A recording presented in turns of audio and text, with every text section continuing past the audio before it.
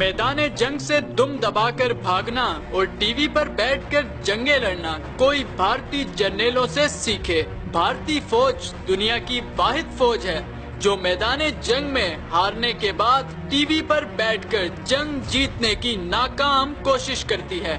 इसी तरह की हरकत भारत के एक फौजी जनरल ने टीवी शो पर बैठकर की और कारगिल जंग में पाकिस्तान के हाथों जिल्लत आमेज शिकस्त को अपनी जीत में तब्दील करने की कोशिश की, जो कि नाकाम रही, क्योंकि इस प्रोग्राम में एक भारतीय फौजी की मां मौजूद थी जिसका बेटा कारगिल जंग में मारा गया था। भारतीय फौजी की मां ने भगोड़े जनरल की तसल्ली बख्श बेइज्जती के साथ साथ कारगिल जंग में भारतीय फौजियों का हाल भी कुछ इन अल्फाज में बयान किया। जो आर्मी की हालात है इतनी खराब हो चुकी, कारगिल युद्ध की जो अभी वो मनाया जा रहा है, उनके पास जूते तक नहीं थे आर्मी में पहाड़ों में चढ़ने के लिए। जवान ऑफिसरों को पहाड़ों पे चढ़ाया गया है। किस लिए मारे गए? जिनकी ट्रेनिंग भी पूरी नहीं हुई। क्यों कारगिल युद्ध में भेजे गए बच्चे? वो माए नहीं थी जिन्होंने पाल पाल के अपने ऑफिसर बनाए थे? क्यों नहीं ट्रेनिंग दे के भेजे गए सरकार ने? अपने बच्चे जाते नहीं है और बाकी बच्चों को मरवा देते नहीं जाते। क्यों? कौन सी खुशी मना रहे हैं अब ये? जूते थे उनके पैरों में, आइस से बचने के लिए कुछ था उनके पास, बंदोबस्त यूनिफॉर्म तक पूरी नहीं थी आर्मी के पास। मैं तो कहती एक को भी आर्मी में नहीं जाना चाहिए।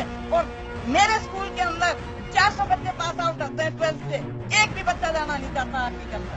एक भी नहीं कहता कि हम आर्मी में जाएंगे। किसी राजनीतिक के बच्चे नहीं जाते हैं आर्मी के अंदर, अपनी नॉर्मल फैमिली से बेचारे जाते हैं और सर्विस नहीं मिलती है तो वो आर्मी में चले जाते हैं। एक सिविल अगर कुएं में गिर जाता है तो उसके बाद भी महीनों दिखाया जाता है, और एक जवान शहीद हो जाता है और फ्रंट पे मर जाता है, उसका एक दिन दिखाकर नहीं बताते कि किस मुसीबतों में मरा हुआ है वो आदमी। उसके बाद शहीद शहीद शहीद सारा दिन रट्टा लगाते रहते हैं, शहीद के नाम पे राजनीति करते हैं।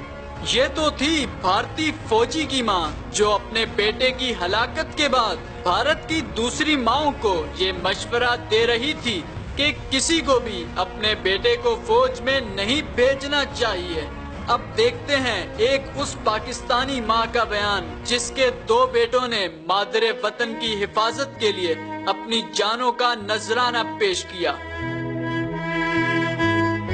अल्लाह के हुक्म से मुझे अल्लाह ने इतना सब्र दे दिया है ना इस चीज पे, और शायद मैं सोचती हूँ कि शहीदों की माओं को शायद इतना सब्र आता हो।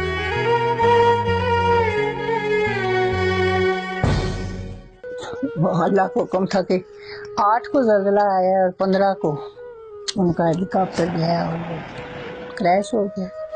ये इसको आमिर को बड़ी थी कि वो मुझे नंबर ले गया।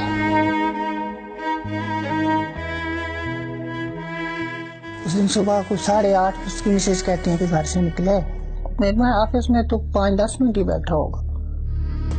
बाहर जब आवाज आई तो किसी ने पूछा क्या हो रहा है, तो बाहर फायरिंग हो रही है।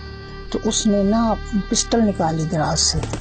अगर ये ऑफिस से बाहर ना निकलता और यहाँ से फायर ना करता, और मैं भी ये अब सही पता नहीं है लेकिन हो सकता है कि इसके फायर से वो उनका टायर ही बेस्ट हो गया हो, तो गाड़ी आगे नहीं आ। फिर उन्होंने ये सोच के वहाँ उड़ा दी गाड़ी।